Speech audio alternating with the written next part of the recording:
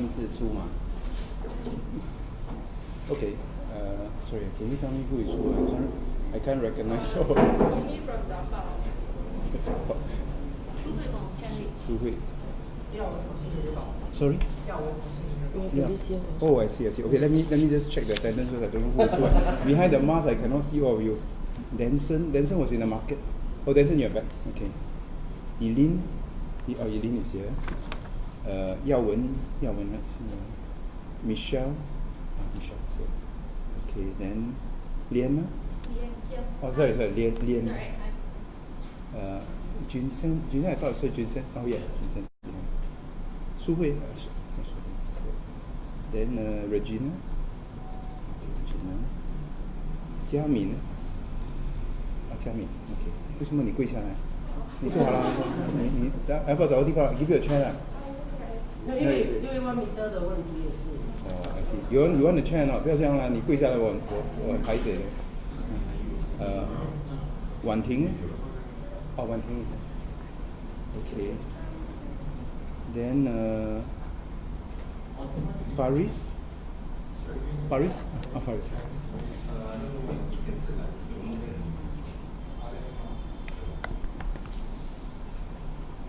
Okay, so sorry. So today I'm going to give you a short update. Then after that we've got to go and run and continue to do our work. So I don't mind. So if you don't mind, may not be, depending on how long it takes, I may not be able to take too many of your questions. So should we start? Okay. So today we are at the halfway mark of the campaign. So I thought it's useful for me to meet up with you all to give you a sense of our take on how the campaign is going. Yeah. Over the last few days and perhaps even the last few weeks leading up to the GE, I think we have heard many things from various parties. Many issues were talked about. In the last few days, they will talk about whether the opposition will be wiped out, whether the NCMP scheme is good or no good for the opposition. Then we have heard various ideas about GSTs, earlier withdrawal of CPF and things like that. So many things have been said. But I have one particular observation that I thought I wanted to share with you all. And that is in my preparations for the Zhao Bao forum 2 days ago, I went through in detail the various manifestos of the various parties, and I also read through all the things that have been said. So while many things have been said, there is one part that is glaringly missing. And that one part has to do with how are we going to get through this COVID crisis? How are we going to save jobs? Now, this election is probably conducted in the most challenging time in our history. So I think every party, including the PAP, must have the plans to share with the voters how we are going to get through this situation. So while many things can be said, many things are discussed, I think the most important thing still goes back to this central issue. How are we going to get through this crisis? And I hope that the various parties and various candidates will have more to share with voters how they intend to take the country forward through this crisis. Right. Now, this election is not about the survival of any particular opposition party or how many seats the PAP is going to get. This election is really about how we get through this. If you notice, even through this election, the work of securing our livelihoods, saving lives, securing our lifelines, all continue. You saw the work of the MTF over the last few days to make sure that we continue to contain the infection. You heard about the National Jobs Council work yesterday and how we intend to work with various companies and agencies to create new jobs and training opportunities for those who are displaced by the COVID situation. We have heard from MTI how we continue to try to secure our lifelines amidst the disruption of the global supply chains. All these are the critical issues which we have to tackle in this election and beyond this election. So I hope that all parties, all candidates, and everyone can really focus on how we can help our country get through this difficult moment in history. We have never taken it for granted that Singapore will naturally be able to sail through this crisis effortlessly and to come out unscathed. That's not our assumption. That's why we want to have concrete plans. We want to have teams that can deliver this to take care of Singapore and Singaporeans well. Right. Then there's also a lot of discussion as to checks and balances. Let me just say this. Ultimately, when every voter goes to the polling station, every voter will have to decide who they want to be their member of parliament, who they want to take care of them and their families, and who can best help them to secure their jobs. It is as simple as that. Who they want their MP to be, who they think can best take care of them and their families, who can help them with their livelihoods and jobs. Now, these are the fundamental questions. It is about the survival of the families and our country. It is not about the survival of any particular party. And I think Singaporeans are fair-minded. Has the government done well? If the government has done well, should we affirm the government, or should we punish the government by having the government with even fewer seats? If the opposition has not done well, should we reward the opposition with more seats just on the slogan that they will provide more checks on the government? And I think voters will have to decide if they want the oppositions, or if they believe the opposition is ready to check the government, or is the opposition trying to checkmate the government in providing more effective governance, more decisive governance for us to get through this crisis. So I believe Singaporeans are fair-minded, and I think that will determine the outcome of the results. So those are my observations so far, and I'm happy to take one or two questions from you before I run off to record my constituency political broadcast. Sorry, Denson. There's quite a bit you said about the 10 million figure.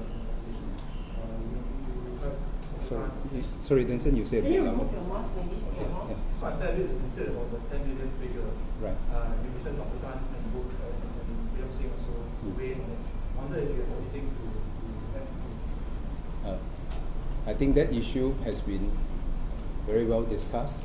Yesterday there were various statements by various parties, including the SDP and the PAP. So I think we can take note of what has been said, and I think the people will judge whether who is saying the right things and who have been upfront with the people. But let me come back to where I left off just now. This is not the most critical issue confronting us now. At this point in time, the survival of our country is at stake. The jobs and livelihoods of our people are at stake. If we don't get through this collectively as one, keeping body and soul together, I think the rest of the issues we will not even have the opportunity to discuss them. So this is how serious it is. This is why that day when I went to the Cao Pao Forum, I believe you were there. No, it's a very heartfelt message that this election is not about the interests of any political party. This election is about the interests of our country. And whoever stands for election must be prepared, must have a plan to take the country forward. We cannot work on the assumption that I stand for election, I may not be the government, and someone else will be the government, and it doesn't matter what plans I come up with. I mean, we have seen that in other countries. No matter how remote we think that possibility may be, the possibility that they forming the government may be, it is only responsible for every party, every candidate to have a comprehensive plan shared with the voters on how we're going to help Singapore and Singaporeans get through this crisis. So there are many issues that we can discuss in the election, but the core issue has to be this: how do we get through COVID as a country? How do we survive as a country? How do we take care of each other through all this? So I think that is the core of the issue. Sorry, Vincent? Hi, in response to what you said, your point in the Taobao forum on how the Workers' Party should put the bill, Mr. Council did say that the government should make clear its revenue and expenditures to decide properly assess whether to raise GST. So is this a fair point in my opinion? Sorry, Vincent, you're a bit muffled. Can you remove your mask? Sorry. So in response to what you said in the Taobao forum, the point about how the WP should foot the bill going forward with all its plans, including COVID-19. Mr. Bukit Sing said that the government should make clear its revenue and expenditure projections for the rest of the decade, so that Singaporeans can assess whether to raise the GST if that is necessary. So is this a fair point? And what's your comment on that? I think if anybody who's watching the parliamentary proceedings for the last 2 years would have an absolutely clear idea on our fiscal challenges going forward. It's not as if this has never been shared. Let's look at it. When we first presented to Singaporeans the plan, that was exactly what we did. What are the fiscal demands in the next 10 years? What are the significant fiscal demands in the next 10 years? An aging population, the need to renew our infrastructure for the next generation. What are the fiscal pressures for the next 10 years? We all know. Global returns are coming down because of the uncertainties. Corporate taxes are being fought over by many countries because of their own fiscal pressures. Right? If the level of economic activity is coming down, then chances are that income taxes, property taxes, all will come down. So these are very real fiscal pressures. Are we able to continue to attract investment in a fragmented world? Are we able to attract investments to create jobs for Singaporeans in a fragmented world, in a more protectionist world? Those are critical challenges in the next 10 years. Today, every $5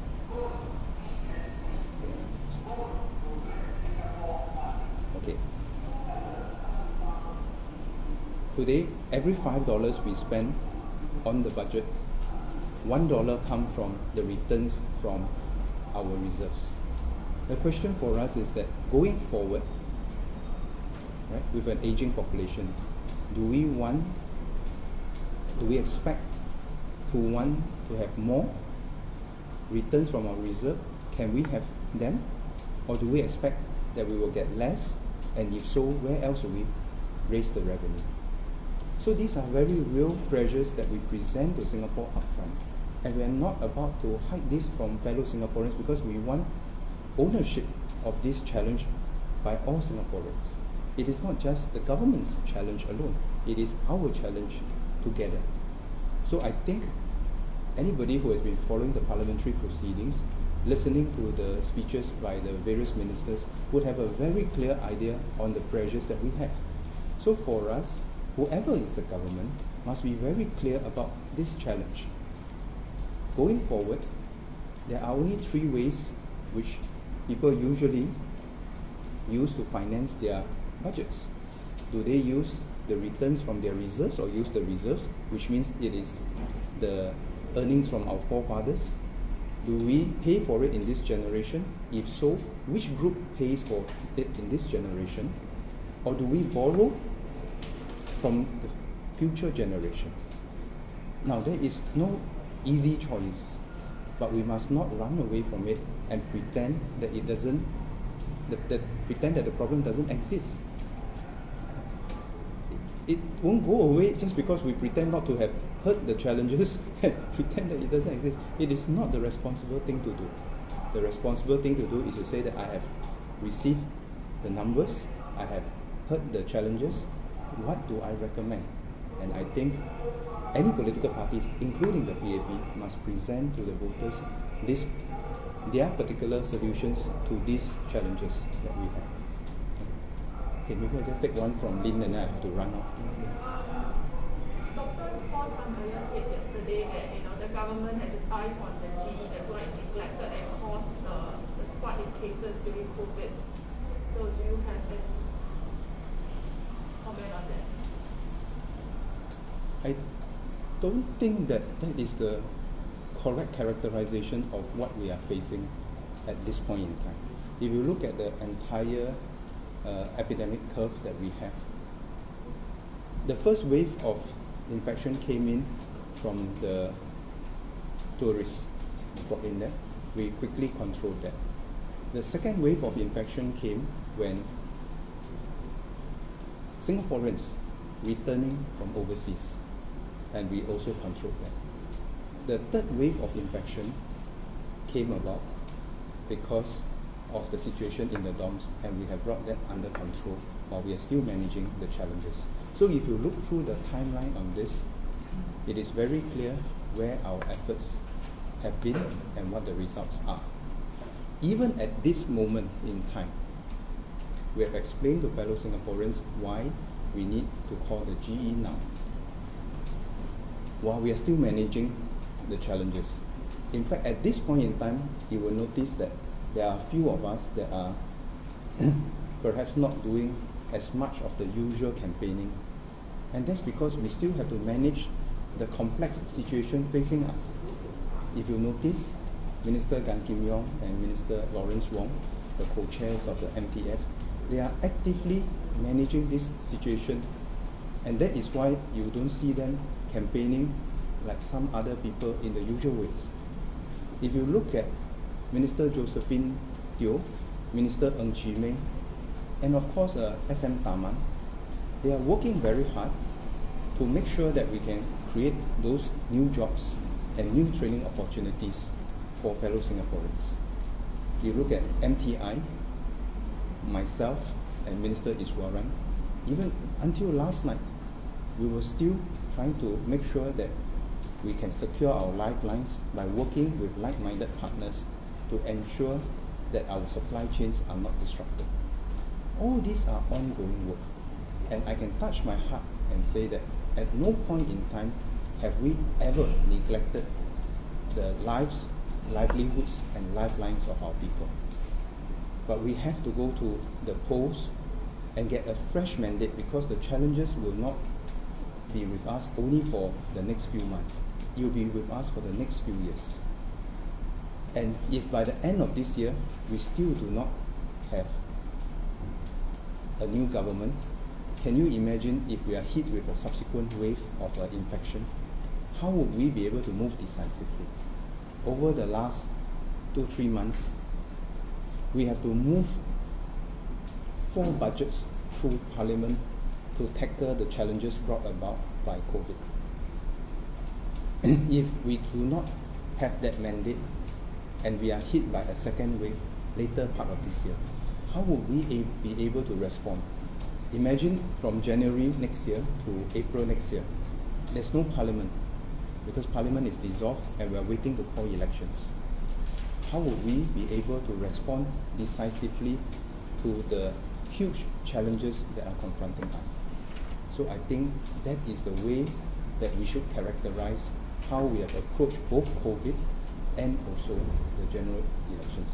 And if you check back on Mr. Paul Tambaya's statements, you will actually realize that he himself have said why is it possible for us to hold an election and how it is possible for us to do this safely.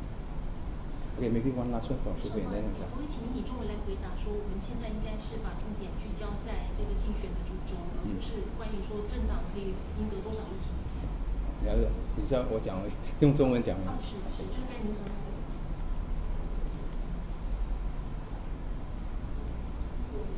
所以现在我们大概是进入了这个大选的，差不多过了一半了，大概这时间已经过了一半，还有几天。所以这几天里面，我们听了许许多多的声音，不同的声音。不过我们最重要记得的是，这大选的重点是在哪里？这大选的重点关于到我们的生命和生计，也就是工作。这大选的重点不是哪一个党派得到多少个议席，这大选的重点是我们能不能团结一致，有一个强而有力的政府，能果断的采取措施来应对我们眼前最大的挑战，那就是怎么样守护生命，保住我们工人的饭碗。如果我们能着重的去探讨这一点，那我们应该去尝试了解所有政党的政纲，他们所发出的声音到底能不能帮我们帮国家度过这最艰难的时刻。Okay, Ken, thank you very much. Thank you. Maybe can you all just stay seated first?